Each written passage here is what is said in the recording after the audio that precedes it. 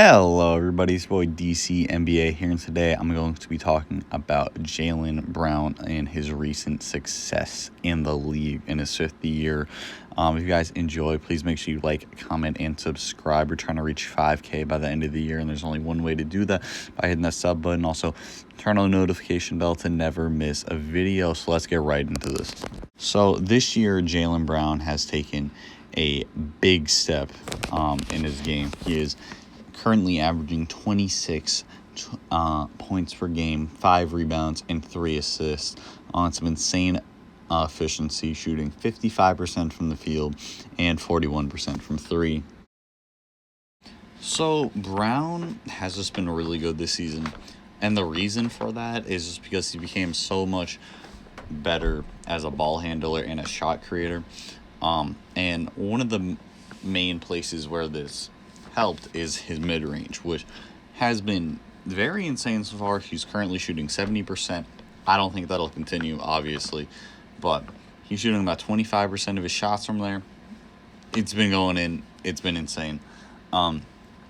His 3 points, that's 3 points, but his threes have also been really good this season. They continue to improve. I really wish he would take more attempts, but he's still taking about like 5 a game, which is good. I think that if he could bump that up to like 7, it's fantastic. But he's still shooting. He's like 41% from 3. It's fantastic so far. He's also still really good at the rim from 0 to 3 feet, averaging 70% on his field goals. Been great. And also with all this new scoring responsibility, he also had to take on more ball handling responsibilities and more playmaking responsibilities. And so far this year, he's a career high in assists per game. He has about like 3.3, and his assist percentage is around 16, which is pretty good. Don't get me wrong, he's not a fantastic playmaker, but he's becoming better, and with his new role, he's going to be handling the ball a lot more, and he's just going to continue to improve as a playmaker. And I think his ceiling is not, he hasn't reached his ceiling yet. So the scariest part about this is that him and Tatum at the end of the year could possibly be a top 3 duo in the East.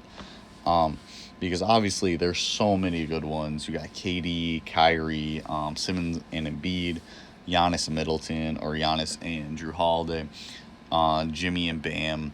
But honestly, this duo could be really something because they're both wings who can handle the ball, score, rebound, are good shooters, are good defenders.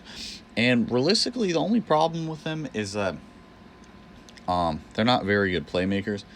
But so far, like I said, Jaylen Brown has improved his playmaking a little bit. Same thing with Tatum. He's been doing pretty good with his playmaking. And yeah, I really wouldn't be surprised if they're top 3 at the end of the season because Jimmy and Bam have not been looking great so far. The Heat don't even have a winning record, so who knows? I think KD and Kyrie, realistically, probably they're going to be 1 or 2. Can't really do it. Simmons and Embiid has looked really good this season. Simmons not as good. And then Giannis and Middleton or Giannis and Holiday. Really depends how the second star of them do. But I project Jason Tatum to be around a top 15 player. He already is that, but I don't think he's going to go down or anything. And I think Jaylen could possibly become a top 30-ish player. So realistically, them being a top 3 duo with their supporting cast could be possible. So with all of this being said, there still are 2 questions that have to be asked. And the first one is, when is this hot streak going to end? And what is the new Jaylen Brown? How good is Jaylen Brown on a regular night, not going insane? And personally, I think that he has the ability to average around 22 to 24 points per game, and especially if he keeps up his efficiency from the mid-range.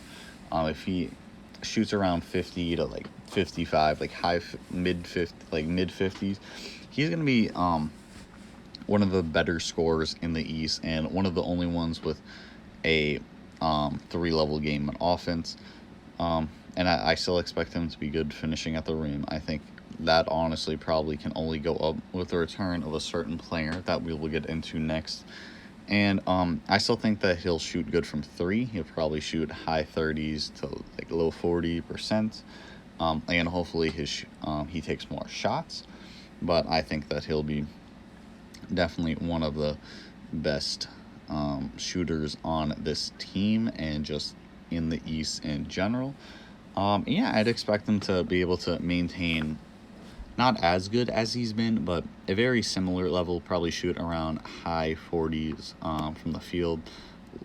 And yeah, he's going to be one of the better scorers in the East for sure. So the cool other question is, what is his role really going to be when Kemba comes back? And honestly, I don't really know. Obviously, I'm not Brad Stevens. But Kemba did not look super good last season. Just not as good as he did in years before.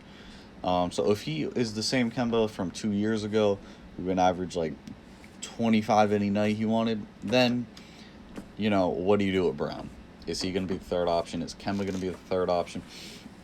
I think that realistically, if they make Kemba the third scoring option, that could really help their offense because he can be the primary playmaker for them and just kind of let the offense flow within Jaylen and Tatum, and just Kemba just kind of set up everyone.